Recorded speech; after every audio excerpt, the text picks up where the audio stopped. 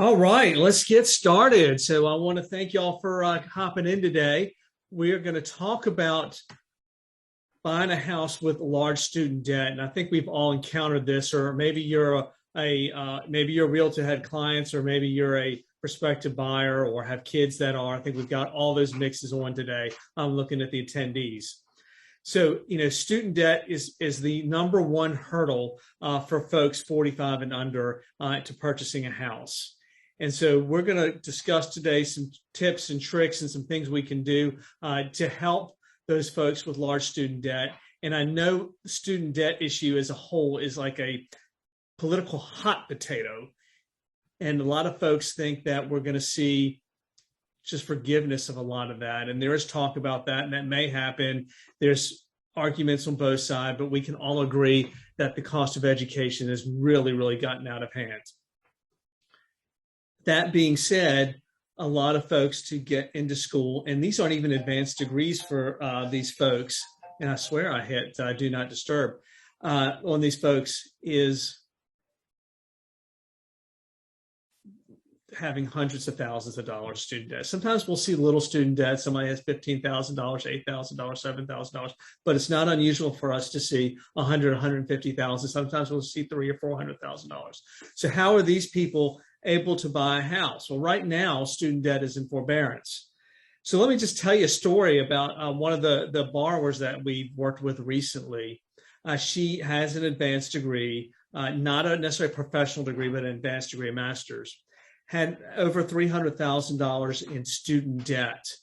So in the traditional world, we would have to count 1% of the balance of student debt. Now, remember, when you're deferring your student debt, not in forbearance like right now, was deferred, interest accrues, so the balance rises above the original loan amount, or it's usually multiple loan amounts. So it's in forbearance now, but it was in deferment before. But we would take 1% of that, and that would be $3,000 of payment that we would have to count against her when we qualify her in what we call debt to income ratios. And we'll cover that a little bit in a minute. Well, that is almost 50%. So it was like 40-some% of her income right there. So you throw taxes in with that, it doesn't really leave anything for house payments. So just to kind of throw things in. Now, she did have a husband, and between the two of them, using this $3,000 a month in their combined income, we could only qualify them for a $150,000 home purchase. And if you've been in the marketplace lately, in the richer market, that's not going to buy you much, if anything. So when we were able to work with her, or she was able to work with her student debt, that took that price up that we could qualify for $435,000, which, yes, we can find houses there. So, hopefully today we can provide you some ways, or at least get you excited that you can buy a house with these large student debts. With that being said, I'm going to go ahead and just kind of talk about some of the basic things that we see as far as qualifying for the loan. So any of you have been to my, mortgage basics seminars or webinars, I like to use the acronym credit, income, and asset, CIA. I know it kind of, a little SPY-like, or, KGB thing. But the I is for income. And so we want to look at what you may hear people using acronyms, and we try not to do it, but I'm sure they come out of all of our mouths, of DTI. And that stands for debt to income ratio. And it's exactly as it stands. We take someone's total expenses and we divide it by their income. And that gives us this ratio. Now, in that example that I spoke about a few minutes ago, we had the expenses, plus we had this $300,000+ student debt sitting out there that payments aren't being made, that sometime should become due. So since we don't know what the payment's going to be, we would use 1%. That would add an additional $3,000. And as you can see in this example, that would cause an issue. So here's somebody or family that has $6,000 a month of income, $72,000 a year. And when we look at their housing expense and car loans and credit cards, furniture loans, it's $2,500 a month. So there, what we call debt to income ratio is 41.66%.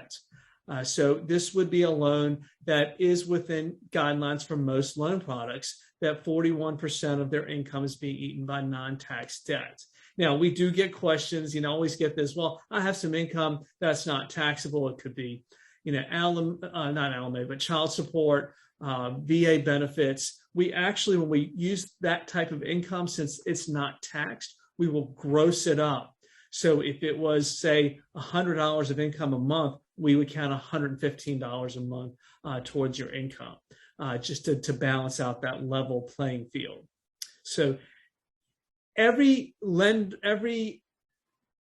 securitized or a loan type has a little different take on how to hit student debt. They all pretty much will use 1% right now of the loan balance, but that's going to keep a big chunk of folks either not qualifying for a house because we can only buy $110,000 purchase price opposed to several $100,000, or we could allow them, in that case, where we were able to get almost $300,000 or a little bit over $300,000 more house because we were able to deal with the debt. So we're going to kind of walk through some of the specifics. I know this might get boring, but it's really, really important that you understand that why a loan officer may recommend a loan product or not. Now, going back to that, going to get off on a tangent, is a lot of times we'll get folks here that will call us. They couldn't qualify. They started the process with the call center lender. The folks on the other side of those lines are probably not as well trained, especially if they're bank owned,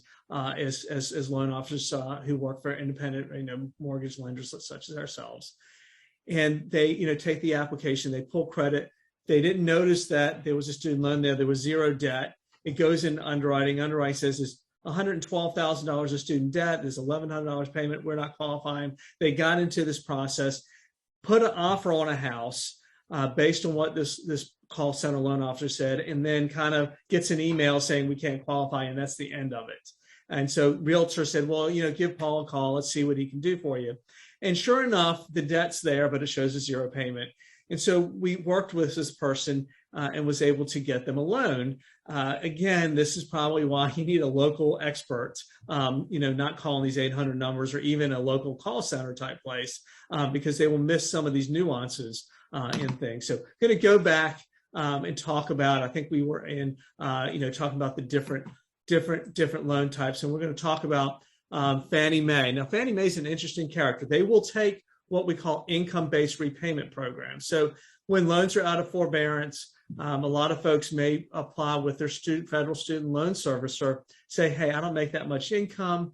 Can you reduce my monthly payments? And again, that balance of student loan will keep going up because those minimum payments might be $2 or $3 a month. Well, here's the story.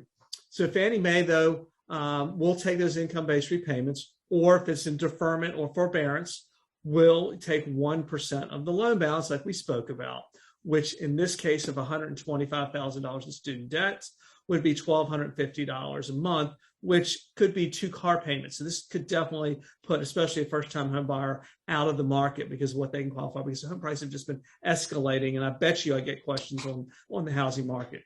Always seem to. And that's okay if you want to ask them. And so I did have a client, a repeat client, and he's retired and he's had student debts for numerous years from when he was in school, and they had had a balance of about $360,000, and he is now retired, so income is fixed. Actually has a repayment program where it says he doesn't owe anything. It's his monthly income-based repayment plan is $0. Fannie Mae's the only loan product that will accept that $0 income-based repayment plan. The others that do accept income-based repayment plans want to see at least $1, not 50 cents, but at least $1 of payment on those income-based repayment plans. So in this particular case, Fannie Mae loan was our only option for the guy. It happened to be the right fit anyway. And we were able to get him a loan, save him a lot of money on we helped him with his purchase and with the refinance last year as well. So again, Fannie Mae is not super friendly to student loans unless you're an income-based repayment plan, and then they accept that even if the income-based repayment plan is nothing. Now we're going to go to Fannie Mae's cousin, Uncle Freddie Mac, which has very similar loan products, but their guidelines are a little bit different, a little bit more lenient. And this was a somewhat recent change where they'll accept 0.5% of the loan balance as a monthly payment on student loans. So now we've cut that $1,250 liability and calculating that DTI, that debt to income ratio we spoke about, in half.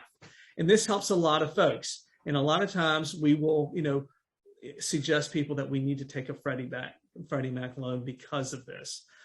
So FHA has a very similar outlook. Again, these are fairly recent changes where they'll accept either a fully amortized payment, which all of them should take. Very few people are paying fully amortized, even a lot of the lawyers and doctors I see out there are not.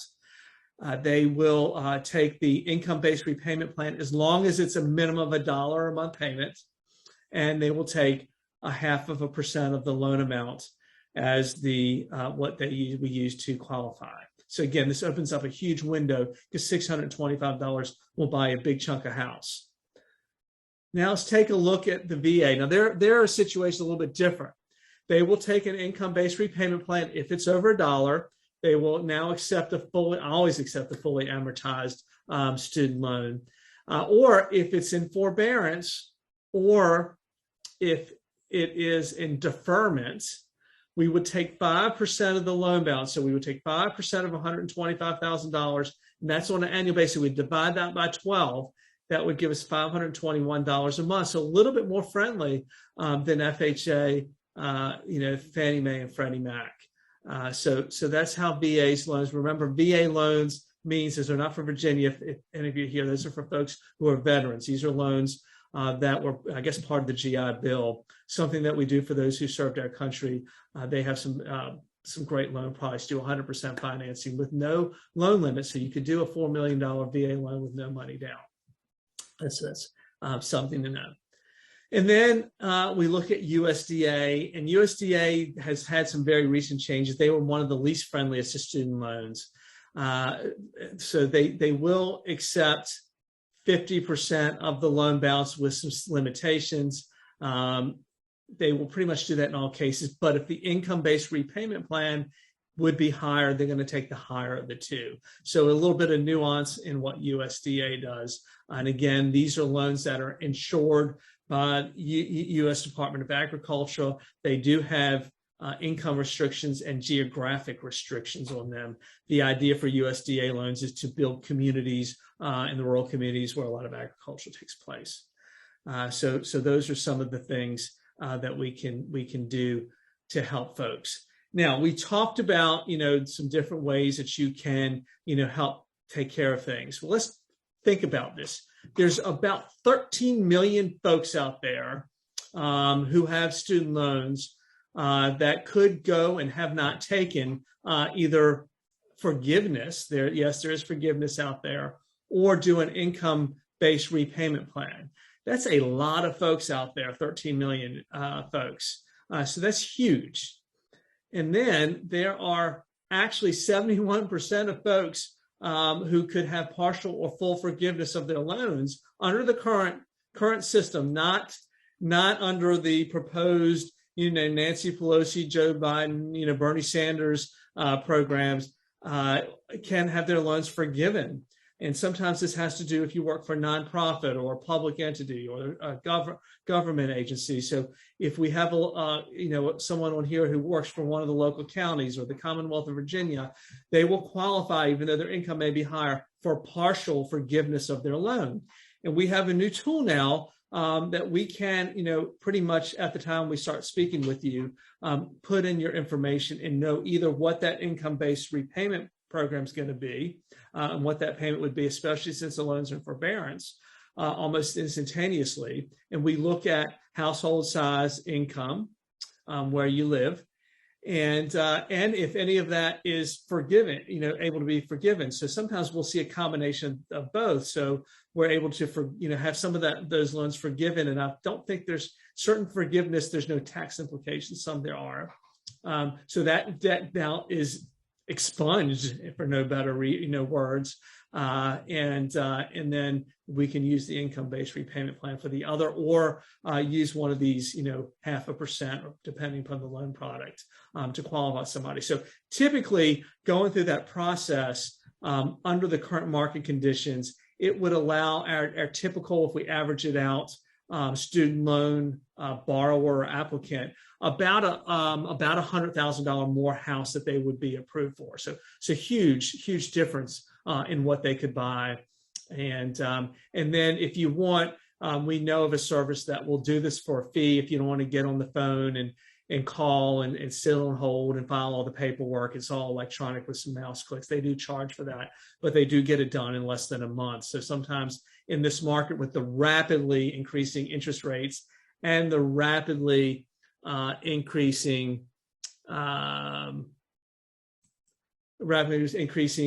interest rates and the rapidly increasing house prices, the sooner you get this done, the better. And I'm going to go ahead and take this question from Eugene. And that's about, yes, there is forgiveness for teachers and first responders if they work for if they work for nonprofit, which a lot of the private schools are, but if they work for the government, so if they work for the school system, that's a government entity. And so it's not necessarily specific for teachers. All government employees do have an ability to have some forgiveness based on how long they've been on the job. So that would work for first responders in pretty much most of our cases, as well as a lot of the teachers. Again, we have the tool. We can throw the borrowers or the person, the applicant's information in and know upfront with pretty darn good accuracy if we have the right income numbers and the employment information, length of employment, of what that forgiveness would be. If it would be full, which it is in some cases, or partial, which it is in some cases. So yes, that is the answer there on that. So, and I see another question just asking about, what do I think if the chances of all these student loans, why do I even care, Paul? Because all these student debt is going to be forgiven, or it basically says it looks like student loans be forgiven. I'm not sure that's a sure thing. It is. There's really good arguments on both sides of that. I don't want to get into my politics and what I think of it, but there's a lot of opinions there. I wouldn't be surprised if we see some sort of partial, either very low income based, forgiveness, or a maybe $10,000 or something, which if somebody has $10,000 student, that's probably not going to prohibit them from buying a house. So I don't foresee that because it is such a political hot button, and it's going to alienate voters on one side or the other if it really goes through. So I don't see that happening. Now, I could be wrong. Politics are strange, and I actually think I can predict the housing market or even the stock market better than I could what happens up in Washington. The one thing it does seem that we're united on, though, is this war in Ukraine, which is a good thing. So, someone asking about interest rates, and inflation is our arch enemy of interest rates. Everybody goes out there, and the media, I think, has this wrong. And again, I'm getting off the topic of student debt, but you're asking me, and I get this question all the time.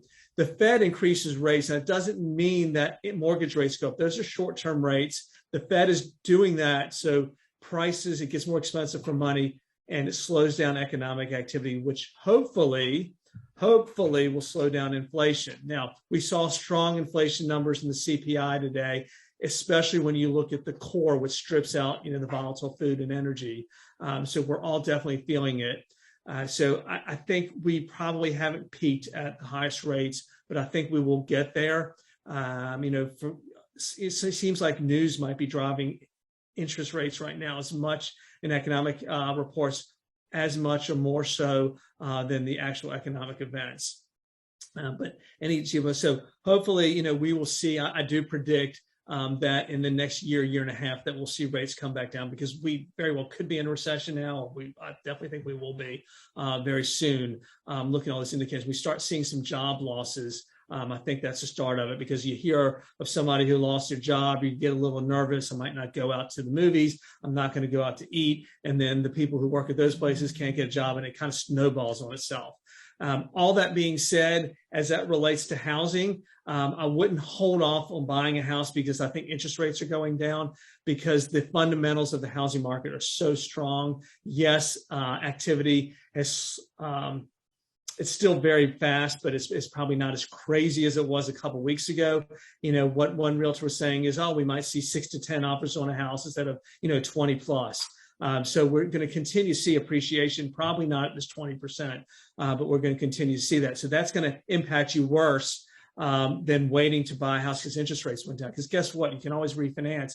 And you built that equity going up. You paid the principal balance of that loan down. And you're not paying rent. You're paying your landlord's mortgage for them. So you don't get any principal curtailment, paying down on that. So if you have specifics, whether you're a realtor here, have specific questions on a specific person, want some more information on a guideline, or really just want to talk to us about buying a house because you thought you couldn't because some call center or loan officer told you your student debt was too high, you can't do anything, give us a call. We can run it through that tool and see what's available and look at the various programs, because not all loan originators have access to as many loan programs as some others. So with that, I thank you for coming. We said we're going to keep this down to roughly 30 minutes, and I didn't think we'd go that far, but I really appreciate you here and look forward to talking to you. And again, give us a holler. We can get you going. No better time, obviously better time 2 years ago to buy a house, but no better time than now to buy a house than it is better to buy now than to wait. Have a great day and look forward to talking to y'all soon. Thanks. Bye-bye.